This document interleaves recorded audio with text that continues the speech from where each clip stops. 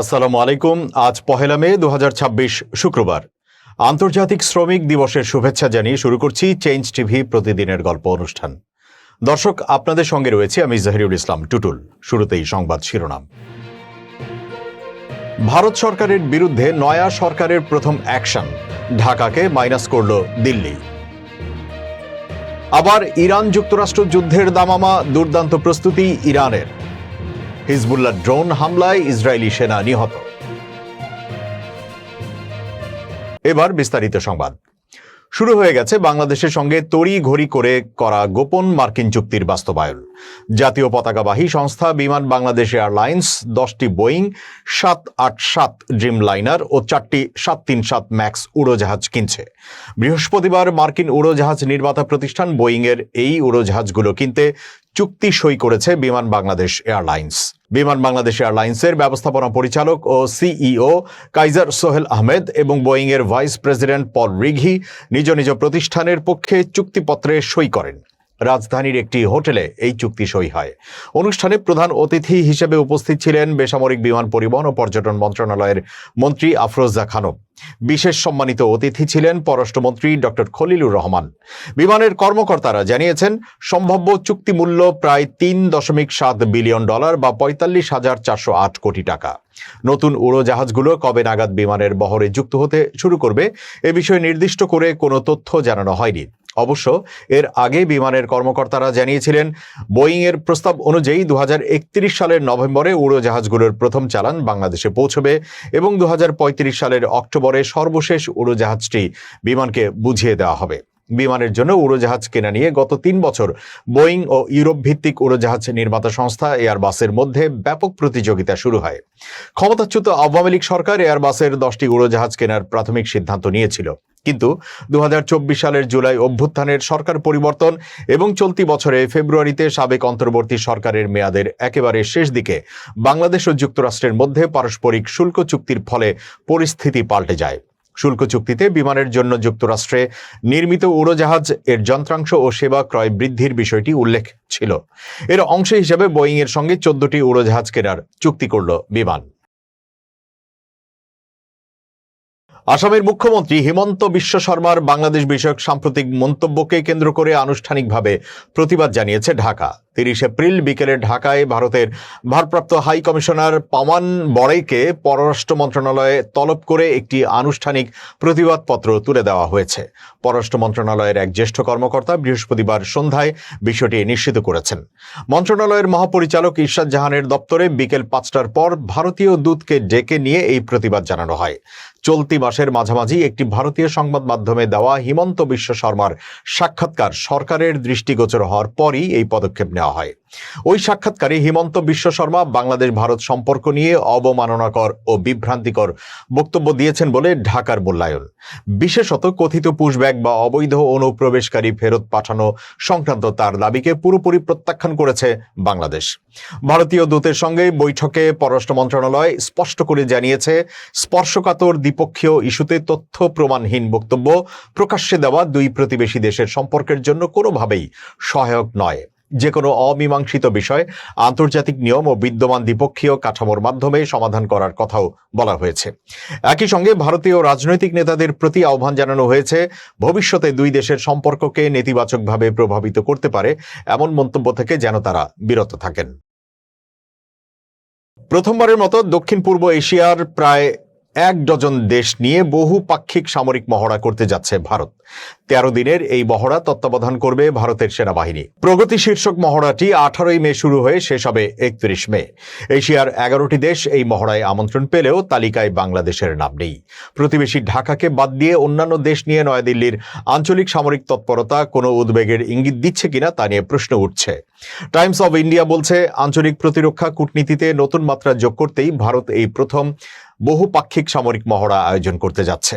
ভারতীয় সেনাবাহিনীর অতিরিক্ত জনসংযোগ পরিদপ্তর জানিয়েছে, মেঘালয়ের উমরোহিতে অবস্থিত ভারতীয় সেনাবাহিনীর আন্তর্জাতিক সামরিক প্রশিক্ষণ কেন্দ্রে মহড়াটি হবে। অংশগ্রহণকারী দেশগুলোর মধ্যে প্রতিরক্ষা সহযোগিতা জোরদার, যৌথ অপারেশন, সক্ষমতা বৃদ্ধি এবং পারস্পরিক আস্থা নির্মাণই এই মহড়ার লক্ষ্য। এতে অংশ নেবে লাওস, মিয়ানমার, সিসিলি, শ্রীলঙ্কা, ফিলিপাইন, নেপাল, মালদ্বীপ, মালয়েশিয়া, ভিয়েতনাম, কম্বোডিয়া ও ভুটান। এক্স পোস্টে ভারতীয় সেনাবাহিনী জানিয়েছে, মহড়াটির মূল ফোকাস থাকবে সন্ত্রাস বিরোধী ও বিদ্রোহ দমন অভিযান। একই সঙ্গে এটি ভারতের প্রতিরক্ষা কূটনীতির অংশ হিসেবে আঞ্চলিক সেনাবাহিনীগুলোর সঙ্গে সক্ষমতা উন্নয়ন ও সমন্বিত অপারেশনাল কাঠামো গড়ে তোলার প্রচেষ্টাকে এগিয়ে নেবে। সামরিক বিশেষজ্ঞদের মতে, প্রগতি শুধু একটি সামরিক মহড়া নয়, এটি ভারতের বৃহত্তর আঞ্চলিক নিরাপত্তা কৌশলের অংশ। বিশেষ করে ভারত মহাসাগরীয় অঞ্চল ও দক্ষিণ পূর্ব এশিয়ার দেশগুলোর সঙ্গে নিরাপত্তা সহযোগিতা জোরদারে দিল্লি যে বহুপাক্ষিক কাঠামোর দিকে এগোচ্ছে, এই উদ্যোগ তারই প্রতিফলন। মহড়ার সঙ্গে 2 দিনের একটি প্রতিরক্ষা শিল্প প্রদর্শনীরও আয়োজন রাখা হয়েছে, যেখানে ভারত নিজস্ব উৎপাদিত সামরিক সরঞ্জাম ও প্রযুক্তি প্রদর্শন করবে।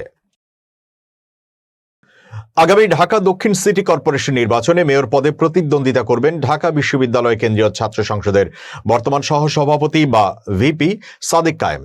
শুক্রবার সকালে রাজধানীর কাকরাইলে অবস্থিত institution of diploma engineers Bangladesh IDUB-তে কাউন্সিল হলে আয়োজিত এক সম্মেলনে তাকে প্রার্থী হিসেবে ঘোষণা করা হয়। ঢাকা মহানগরী দক্ষিণ জামায়াতে ইসলামীর থানা ও বিভাগীয় দায়িত্বশীল সম্মেলনে এই সিদ্ধান্ত জানানো হয়। ঘোষণার সময় সাদিক কায়েম নিজেও উপস্থিত ছিলেন। দলীয় সূত্রে জানা গেছে, প্রার্থিতার বিষয়টি চূড়ান্ত হলেও আগামী 2-1 দিনের মধ্যে বাংলাদেশ জামায়াত ইসলামীর পক্ষ থেকে আনুষ্ঠানিকভাবে তার নাম ঘোষণা করা হতে পারে। এ বিষয়ে সাদিক কায়েম তাৎক্ষণিকভাবে কোনো মন্তব্য করেননি। নির্বাচনী প্রস্তুতি হিসেবে সাদিক কায়েম ইতোমধ্যে তার জাতীয় পরিচয়পত্র খাগড়াছড়ি থেকে স্থানান্তর করে ঢাকার ভোটার তালিকায় অন্তর্ভুক্ত করেছেন। এখন পর্যন্ত বড় কোনো প্রকাশ্য প্রচারণা শুরু না করলেও তিনি নিয়মিত দলীয় নেতাকর্মীদের সঙ্গে যোগাযোগ ও সাংগঠনিক তৎপরতা চালিয়ে যাচ্ছেন। এবার ইরান প্রসঙ্গ। ইরানের সঙ্গে চলমান যুদ্ধ পরিস্থিতির মধ্যে মধ্যপ্রাচ্যে মোতায়েন নিজেদের যুদ্ধ জাহাজগুলোতে নতুন করে জ্বালানি, খাবার, গোলাবারুদ সহ প্রয়োজনীয় রসদ সরবরাহ করছে যুক্তরাষ্ট্র। মার্কিন সামরিক বাহিনীর মধ্যপ্রাচ্য ভিত্তিক কমান্ড সেন্টকম এক বার্তায় এই তথ্য জানিয়েছে বলে নিশ্চিত করেছে কাতার ভিত্তিক সংবাদ মাধ্যম আল জাজিরা। সামাজিক যোগাযোগ মাধ্যমে প্রকাশিত সেন্টকমের কয়েকটি ছবিতে দেখা যায় guided missile destroyer USS Delbert D Black এ বিপুল পরিমাণ রসদ তোলা হচ্ছে।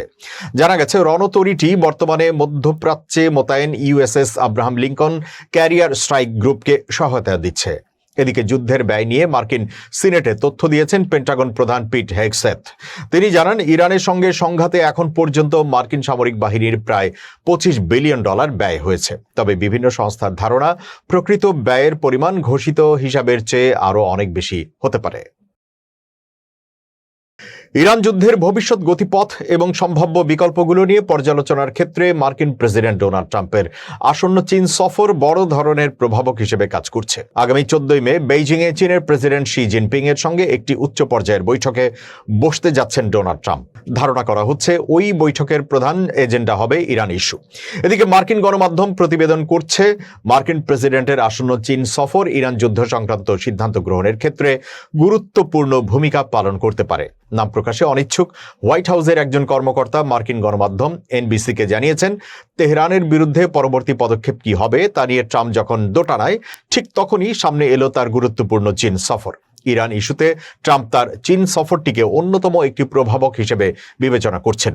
অর্থাৎ ইরানে সামরিক বা কূটনৈতিক বিকল্পগুলো খতিয়ে দেখার ক্ষেত্রে বেইজিং সফরকে অন্যতম গুরুত্বপূর্ণ ফ্যাক্টর হিসেবে বিবেচনা করছে ট্রাম্প প্রশাসন। যুদ্ধ শুরুর দিকে যুক্তরাষ্ট্রের পক্ষ থেকে সফরের তারিখ পিছিয়ে দেওয়ার পর এখন 14-15 মে চীন সফরের সময়সূচি নির্ধারিত হয়েছে। হোয়াইট হাউসের ওই কর্মকর্তা জানান, এই সফরটি একটি অগ্রাধিকারমূলক বিষয় যা হোয়াইট হাউস আর স্থগিত করতে চায় না। নিউ ইয়র্ক টাইমসও প্রতিবেদন করছে, গুরুত্বপূর্ণ চীন সফরের আগে হরমুজ প্রণালী এবং ইরানের বন্দরগুলোর ওপর আরোপিত বিদ্যমান দ্বিমুখী অবরোধ পরিস্থিতিকে আরও জটিল করে তুলেছে। বেইজিং জানিয়েছে, তারা যুদ্ধ বন্ধে একটি গঠনমূলক ভূমিকা পালন করতে চায়। অন্যদিকে ট্রাম্প প্রশাসন বেশ কিছু চীনা তেল শোধনাগার এবং শিপিং কোম্পানির ওপর নিষেধাজ্ঞা আরোপ করেছে। যুক্তরাষ্ট্রের অভিযোগ, এই কোম্পানিগুলো ইরানি তেলের ব্যবসা করছে, যা বর্তমানে মার্কিন নিষেধাজ্ঞার আওতাভুক্ত। প্রতিবেশী অনেক দেশের মতোই চীন তার প্রয়োজনীয় তেলের একটি বড় অংশ হরমুজ প্রণালীর মাধ্যমে আমদানি করে থাকে, যা গত মার্চের শুরু থেকেই বন্ধ রয়েছে। ইরান যুদ্ধের গতিপথ কোন দিকে মোড় নেবে উত্তর লুকিয়ে আছে ট্রাম্পের আসন্ন চীন সফরে। হোয়াইট হাউসের অভ্যন্তরীণ সূত্রগুলো নিশ্চিত করেছে যে বেইজিংয়ের সাথে সম্পর্কের টানাপোড়েন এড়াতে ইরানের বিরুদ্ধে পরবর্তী পদক্ষেপে কিছুটা সতর্কতা অবলম্বন করতে পারে মার্কিন প্রশাসন। মধ্যপ্রাচ্যের ক্রমবর্ধমান উত্তেজনার মাঝে বিশ্ব অর্থনীতি ও জ্বালানি সরবরাহের অন্যতম গুরুত্বপূর্ণ পথ হরমুজ প্রণালী বন্ধের ঘোষণা দিল ইরান। ইরানের নৌবাহিনী প্রধান রিয়ার অ্যাডমিরাল শাহরাম ইরানি এক বিবৃতিতে জানিয়েছেন, ইরান আরব সাগরের দিক থেকে এই কৌশলগত প্রণালীটি বন্ধ করে দিয়েছে। ইরানি নৌবাহিনী প্রধান হুঁশিয়ারি উচ্চারণ করে বলেন, ইরান তার শত্রু এবং তাদের মিত্রদের জাহাজের জন্য এই রুটটি বন্ধ করে দিয়েছে। তিনি সাফ জানিয়ে দেন, যদি শত্রু সামান্যতম অগ্রসরের চেষ্টা করে তবে কোনো বিলম্ব ছাড়াই কঠোর সামরিক পদক্ষেপ গ্রহণ করবে ইরান। সাম্প্রতিক সময়ে ইরানের ওপর মার্কিন যুক্তরাষ্ট্রের অবরোধ এবং বন্দরগুলোতে বাধার প্রতিক্রিয়ায় তেহরান এই কঠোর পদক্ষেপ নিয়েছে। তবে ইরানের নৌবাহিনী প্রধান দাবি করেছেন, তাদের ওপর অবরোধ থাকলেও ইরানের নিজস্ব জাহাজগুলো নিয়মিত বন্দর থেকে রওনা হচ্ছে এবং গন্তব্যে পৌঁছাচ্ছে। অ্যাডমিরাল ইরানি আরও জানান, ইরান খুব শীঘ্রই এমন একটি মারণাস্ত্র ব্যবহার করবে যা নিয়ে শত্রু দেশগুলো চরম আতঙ্কে রয়েছে। তিনি বলেন, শত্রুরা ভেবেছিল তারা খুব অল্প সময়ে ইরানকে পরাজিত করবে, কিন্তু সেই পরিকল্পনা এখন সামরিক একাডেমিগুলোতে কেবল কৌতুক হিসেবে বিবেচিত হচ্ছে। উল্লেখ্য, হরমুজ প্রণালী দিয়ে বিশ্বের মোট জ্বালানি তেলের প্রায় 1/5 পরিবাহিত হয়। ইরানের এই সিদ্ধান্তের ফলে বিশ্ববাজারে তেলের দাম এবং আন্তর্জাতিক নৌ নিরাপত্তা নিয়ে নতুন করে উদ্বেগ দেখা দিয়েছে। দর্শক, এবার খুব জরুরি 1 মিনিট জানাচ্ছেন ইউনেস্কো ক্লাব জার্নালিজম অ্যাওয়ার্ড বিজয়ী আমিরুল মোমিনিন মানিক। খুব জরুরি 1 মিনিটে আপনাকে আমন্ত্রণ। ভুল থেকে কিভাবে দূরে থাকবেন? অনেকে জানতে চান যে আর ভুল করতে চাই না, পরামর্শ কি? ভুল থেকে দূরে থাকার উপায় হচ্ছে বিগত সময়ে আপনি যে ভুলগুলো করেছেন সেগুলো মনে করা এবং সেই সব ভুলের কারণে আপনি কি প্রায়শ্চিত্ত করেছেন, কি ক্ষতি হয়েছে সেগুলোকেও চিন্তা করে সামনে রাখা। তাহলে দেখবেন ওই সব পুরনো ভুল আর নতুন করে হবে না। আর অন্যদিকে নতুন ভুল যেন না করেন সেই জন্যে কোনো কাজের আগে বারবার পর্যালোচনা করা। আপনি যদি কোনো অপরাধের মধ্যে ডুবে থাকেন বা কোনো অপরাধের অভ্যাস আপনার মধ্যে থাকে, তাহলে আপনি ধীরে ধীরে চেষ্টা করুন সেই অপরাধের সঙ্গে সম্পৃক্ত ব্যক্তিবর্গের সঙ্গে সম্পর্ক ছিন্ন করার। ভালো থাকবেন, শুভেচ্ছা নিরন্তর। এবার দেশের বাইরের আরো খবর। দক্ষিণ লেবাননে সশস্ত্র গোষ্ঠী হিজবুল্লাহ ড্রোন হামলায় দখলদার ইসরায়েলের এক সেনা নিহত ও আরেক সেনা আহত হয়েছেন। বৃহস্পতিবার সকালে এই ঘটনা ঘটে বলে জানিয়েছে ইসরায়েলি প্রতিরক্ষা বাহিনী। নিহত সেনার নাম সার্জেন্ট লিয়েম বেন হামো। 19 বছর বয়সী এই দখলদার গোলানি ব্রিগেডের 13 নম্বর ব্যাটালিয়নে কর্মরত ছিলেন।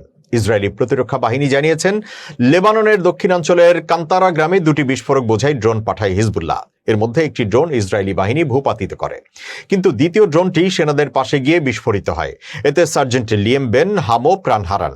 এই ড্রোন হামলার পর ওই এলাকায় পাল্টা হামলা চালায় ইসরায়েলি বাহিনী। হিজবুল্লাহ আনুষ্ঠানিকভাবে ড্রোন হামলার কথা স্বীকার করেছে। তারা বলেছে, কান্তারা গ্রামে ইসরায়েলি সেনাদের 2টি ট্যাঙ্কে টার্গেট করেছিল তারা। গত 28 ফেব্রুয়ারি দখলদার ইসরায়েল ও যুক্তরাষ্ট্রের যৌথ হামলার পর ইরান যুদ্ধ শুরু হলে ইরানের পক্ষে যুদ্ধে যোগ দেয় হিজবুল্লাহ। বর্তমানে ইসরায়েল ও হিজবুল্লাহর মধ্যে যুদ্ধবিরতি চললেও দুই পক্ষই হামলা পাল্টা হামলা চালাচ্ছে। বিশেষ করে লেবাননে অবস্থান করা ইসরায়েলি সেনাদের উপর হামলা চালাচ্ছে হিজবুল্লাহ। যুদ্ধবিরতির পরও দখলদাররা লেবাননের দক্ষিণাঞ্চলের অনেক অঞ্চলে রয়ে গেছে। এখন নিয়মিত তাদের ড্রোন দিয়ে টার্গেট করা হচ্ছে। ইসরায়েল হিজবুল্লাহর বিরুদ্ধে পুনরায় পূর্ণমাত্রার যুদ্ধ শুরু করতে চাইলে যুক্তরাষ্ট্রের প্রেসিডেন্ট ডোনাল্ড ট্রাম্প এতে সায় দেননি। দর্শক, শেষ করছি চেঞ্জ টিভির প্রতিদিনের গল্প অনুষ্ঠান changetv.press, বাংলাদেশের ইউটিউব জার্নালিজমের অগ্রদূত। ভিজিট করুন এর ওয়েবসাইট www.changetv.press, youtube.com/changetvpress এবং সাবস্ক্রাইব করুন চ্যানেলটি। নিয়মিত লাইক, কমেন্ট ও শেয়ার করে আপডেট রাখুন নিজেকে। ভালো থাকুন, নিরাপদে থাকুন। শুভেচ্ছা নিরন্তর।